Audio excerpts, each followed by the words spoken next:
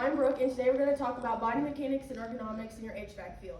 Later on in the video, you're going to meet Kylie, Shannon, and Mackenzie.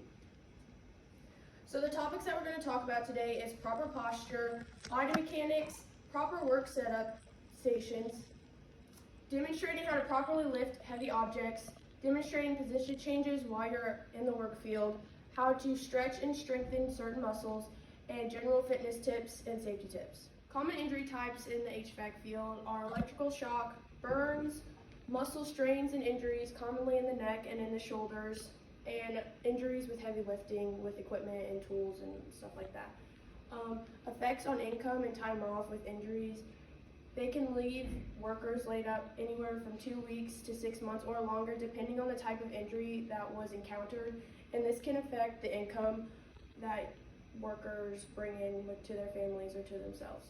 Having proper posture and body mechanics when going to work, it can help prevent getting involved in injuries at work or even at home, and it helps to stay away from taking time off of work due to the injuries that you encounter. Curves of the spine, we have lordosis and kyphosis, and we have 3 sections of the spine. You have the cervical, thoracic, and lumbar. In the skeletal man, I'm kind of make it easier to show.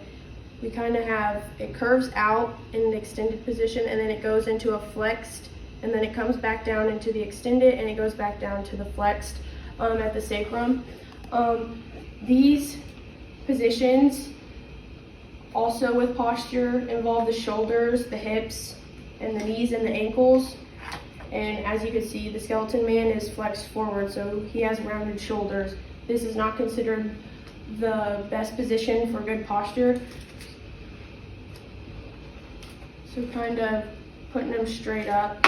The center, the line of gravity runs kind of just like pretend there's an invisible line, and it goes through the shoulders, right here through the hips, all the way down to the knees and down to the ankles. So it runs right through the ear, then it goes through the shoulder, and then it's posterior to the hip bone, and then it comes down and it goes in front of the knee, and then it comes down and it goes in front of the ankle. So the more you are in a flexed position forward, the line of gravity shifts immediately all anteriorly, and then vice versa as if you are extended, it shifts posteriorly through the back. Finding neutral spine. So as you guys know, going out and working on units, putting in ductwork and everything, you can be put in some wonky positions throughout work days, and it could lead to like muscle strains or like cramps or just being sore the next day. So this is called finding neutral spine. There are many different ways that you can find neutral spine, but here is an example of finding neutral spine in what we call quadruped. But while you guys are working on AC units on the outside and having to be on your hands and knees, you just have to elevate your spine up towards the ceiling, and then you bring your belly button down to the ground, and then you bring it back to the middle, and that's kind of a good way to find neutral spine while you're holding that while you're working. Another way to find neutral spine while you're standing, while you're working on ductwork or just right in front of you, is right here. So in this picture right here, it shows that this person is tilted too far anteriorly or in front of them, and the second one is that they're tilted too far backward. This is the neutral spine. So the way that we find it is we just stand and we put your hands on your hips to make it easier, and you just tilt your hips kind of forward and backwards, and then you kind of meet halfway in the middle. Prevent pain in the back, and it can maintain muscle and joint usage to where joints don't wear out as easily. It can prevent the spine from putting into abnormal positioning. It can benefit having the center of balance where it should be throughout your body. It reduces stress overall throughout your body. It can promote efficiency in the muscles, joints, and bones and that are being used optimally, encouraging, and it also encourages confidence and good morals throughout the body, just having tall shoulders and being straight up. Bad posture, low back pain. It can develop shoulder pain, neck pain, headaches up in your head due to having a forward head posture. You can have jaw dysfunctions. You can have bone spurs in your back, or honestly anywhere in your joints. You can have vertebral disc damage, which are located in your spine, and it's kind of like a cushion in between each spinal joint. And those can get damaged from being in a flexed or extended posture or too much in the same position over time. Scar tissue can build up in areas. It can have a cause in high blood pressure, and it could be effect on breathing. Proper ergonomics and workstation setups. So while at work, like for instance working on the units outside or putting ductwork in or working on refrigerators or anything along those lines, using lifts if available to you to lift heavy objects so you don't have to strain your back or have any other injuries involved. Working outside on the units, getting some sort of knee pads to protect your knees from being in a prolonged tall nailing position over a period of time. Getting at the same level of your workstation. So for instance, when you're working outside on a unit, getting a portable like fold-up chair to be able to be straight on with the unit while working instead of being bent over or hunched over like this, working over top of it, being able to bring yourself down to the unit, as well as working on ducts up in the air. Getting on a lift or positioning the ladder high enough to be level on with the ducts instead of having to be way overhead. Another helpful thing that you could do while you're in your workstation out in the field is making tools an easy-go access range for you, like having them at your hips if you're standing up or if you're down on the ground, being able to keep them closer instead of having to reach up for them to put in a bad posture. Hey guys, I'm Mackenzie. I'm going to talk to you guys about proper lifting out in the work field and how to prevent some back injuries with that. And then I'm also going to talk to you about reversing position throughout your workday. So I have a little bit of a stat right here for you first. NASA.gov says that in the United States, nearly 6,000 people die and 6.3 million people are injured each year at their workplace. Over 1 million of these incidents result in acute or chronic back problems, making it the #1 occupational injury in the nation. And then most of these back injuries are caused by improper postural lifting techniques. So that's what I'm going to work with you guys on today. So reducing work-related lifting injuries. So step one, you want to plan the activity. Do you have a clear pathway? Is there anything that you might trip on or you might step on while you're carrying that object to the destination that you need to take it to? Do you need help carrying that object? You need to go test the object and see how heavy it is, and if you don't think that you can lift it yourself or you're going to hurt yourself lifting it by yourself, you might want to get a co-worker to help you lift that object. Two, you want to maintain a natural back and tighten your core. So it kind of goes into like the next step. You don't want to use your back when you're lifting up an object, and I'm going to go into lab and I'll show you the proper way to lift something. But a lot of people will bend over and try to pick something up that's really, really hard on your back, and it causes a lot of back injuries that way. And so you want to really tighten your core and kind of go into like a squatting position when you want to lift something up. So it's a disadvantage when you're holding out an object away from your body. So it just makes that lever longer. So you want to keep that closer to you because it helps you and it's more of an advantage in keeping that lever shorter. Next is you want to keep a wide base of support. So instead of having your feet together and like kind of shuffling, you want to keep your feet wider apart because it just kind of helps. And you don't want to twist or turn. That's kind of like if you pick something up and it's like super heavy and you're really bending your back, that can really injure those discs that we talked about earlier with Brooke. That can really cause some harm to those. If you're bending back or if you're like twisting, it can really cause you a back injury with that. Have a good grip so you're not losing the object, you're not dropping it because you can drop it on your toes or anything like that. And then don't stack objects because then you can't see. So that kind of goes with like planning a little bit. If you have boxes, and I know they might be light or whatever, but if you're lifting those objects and then they're higher up, you're probably more likely to also bend with that, which is bad on your back and those discs. And then you can't see, which you could trip, and then that could lead to more injuries. And then you want to use mechanical devices when accessible, forklift or something like that, or you can use a dolly to like roll it in there instead of putting that strain on your back. Reversing position throughout the workday. So you want to reverse positioning because that decreases the chance of muscle tightness or muscle soreness.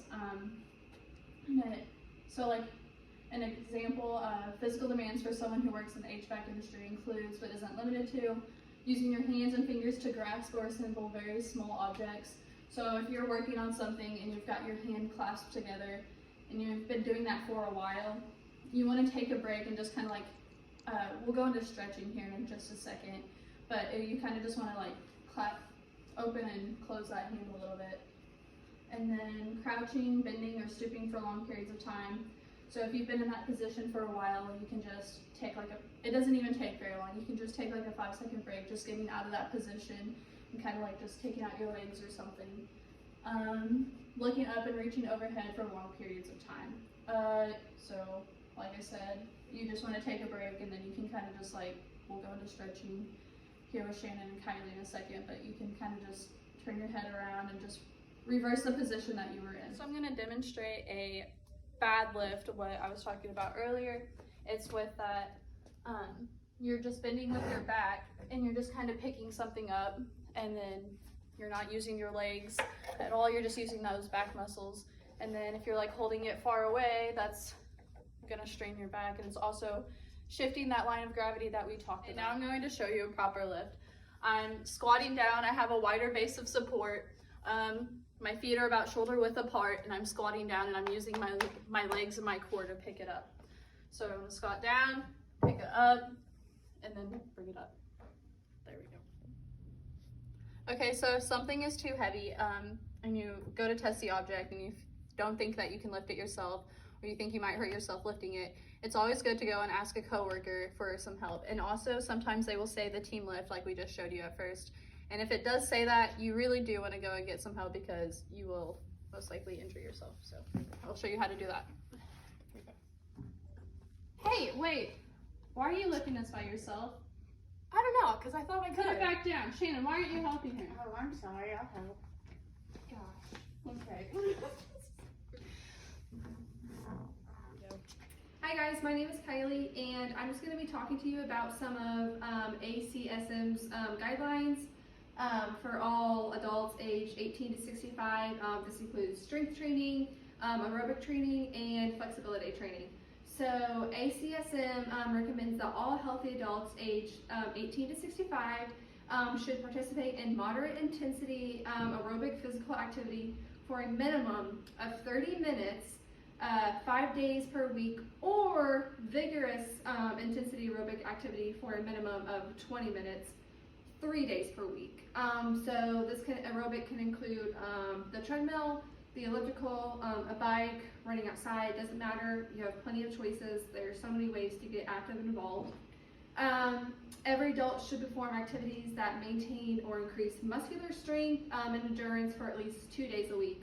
So a little saying we always have here is, if you don't use it, you lose it. So obviously if you don't use your muscles, you're going to lose them. So it's important to maintain your strength because you guys will have to have some muscle in your job. So also, stretches are a simple and beneficial way to maintain range of motion. You should hold stretches for at least 30 seconds and repeat 2 to 3 times a week. I like to do stretches every night. I think it helps me move better in the mornings. And so I'm going to show you how to, I'm going to show you a few simple stretches that I always like to do. These are really simple. I'm sure you've seen them before. I'm also going to show you how to maintain that muscle strength. So when you're crawling in and out of those crawl spaces or whatever you're having to do, it's important to stretch so you can have longevity in your field. So a really nice hamstring stretch, I'm sure you've all seen it before. You're gonna cross one leg, you're gonna come over, touch your toes, and bend down as far as you can. And you're gonna hold this position. It's recommended for younger adults, so probably your guys' age. You can do this 30 seconds, 60 seconds is also beneficial. And then you're gonna switch to the other leg, and again, just doing that, and really getting that stretch in there. Your hips might move up. And then, or if you don't wanna get down on the ground, you can come over, reach over, bend down, touch your toes, and you're really gonna feel that in the back of your legs right here. Hi everyone, I'm Shannon and I'm going to talk to you about proper stretching and strengthening and the benefits of those. So for the benefits of stretching, it's going to help to prevent injuries such as muscle strains or tears, repetition injuries, impact injuries, and lifting injuries. It can be used to improve poor posture, tight muscles that can cause a lot of postural issues. It can also help to improve your range of motion and prevent the loss of it. It's important to stretch the muscles in the neck and the shoulders as they are often utilized by you guys. This is because your work is awkward and overhead and can be done in elevated positions. There's also a lot of bending, kneeling, and twisting motions that can be strenuous to the body. It's important to stretch muscles that complete heavy lifting, such as muscles in the arms and legs, as they are commonly injured as well. There are many benefits of strengthening, and we'll focus on specifics. It can increase your endurance for work. It decreases the risk of injury to you in the field, and it can also increase your health. What to strengthen? The same muscles that you should be stretching are the ones that you should also be strengthening. Muscles, again, used to complete heavy lifting are incredibly important to strengthen. So here are some stretches I'm going to be showing you how to do. What you do is the trunk side bend, so you're just going to stand straight up. You can kind of put your feet a shoulder width apart, and you're going to lean over and try to touch something on the opposite side of you until you feel a stretch down the side of your body. You're going to do that each side for 30 seconds each. And you can do that 2 to 3 times. You can do that multiple times a day. It just depends. The next one is an upper trap stretch. So a lot of people have a lot of tension and just tightness in there. So it's really good to stretch even if you don't work in a strenuous profession. So you're going to grab onto a chair or a table or wherever you're sitting, and you're going to take your head and pull it like this, and you'll hold that for 30 seconds as well. The last one, everyone used to do this in gym. It's an overhead tricep stretch, so you're just going to try to touch the middle of your back and put it over your head. And that one is also for 30 seconds as well. Exercises you'll be doing are, the first one is chin tucks, and these are going to help a lot with proper posture, like with what Brooke said. So you're basically just going to stick your chin out and pull it in to kind of give yourself a double chin there.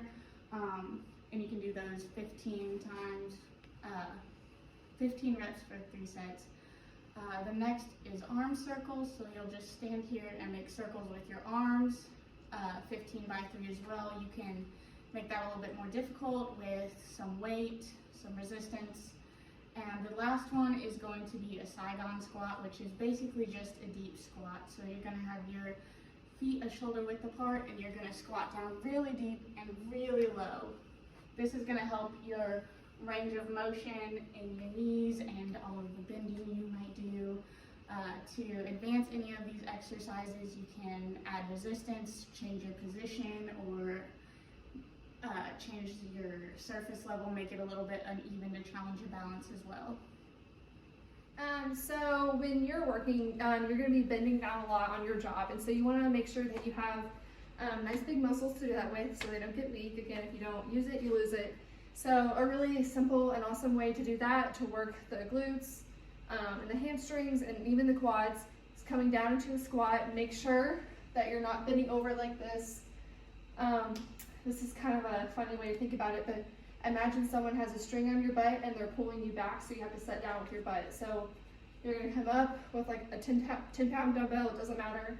Come up and then set back, making sure to maintain that neutral pelvis. You come up, you come down. Again, 10 times, 3 sets are a little bit trickier to work.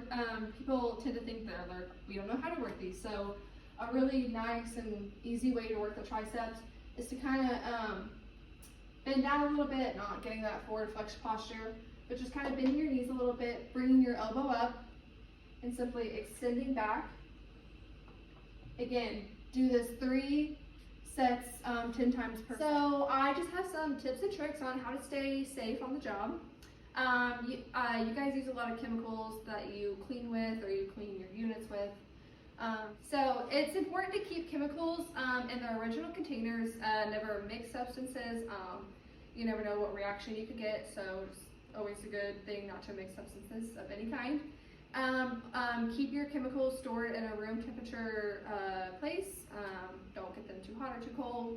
And we always have to remember safety first. This is with any profession, especially HVAC. So you want to avoid exposure to potential hazards such as dust or other debris using protective equipment, which includes you can have a respirator to avoid inhaling harmful substances. Goggles or face shields, which we all have access to right now in the year of COVID. So you can protect your eyes. Wear gloves to prevent cuts. When you're reaching into those units, you don't know if anything is sharp or if anything is hot. You want to avoid burns too. It's important to double check all of your equipment. Moving from job site to job site, it's very easy to displace your tools or even just to forget them. So a good thing that I would recommend is having maybe a belt or a toolbox that you put all of your tools in right away. And then also, when you're going from job site to job site, know what the problem is beforehand, assess the situation, just so you know what tools you probably or might have to bring with you, because you might be crawling up into attics or be crawling into the crawl space under the house. You never know where you're going to have to go. And so having your tools with you that you think you're probably going to use is a good way to avoid having to crawl in and out. And that's just going to help with your back, your posture, like everything else we've discussed.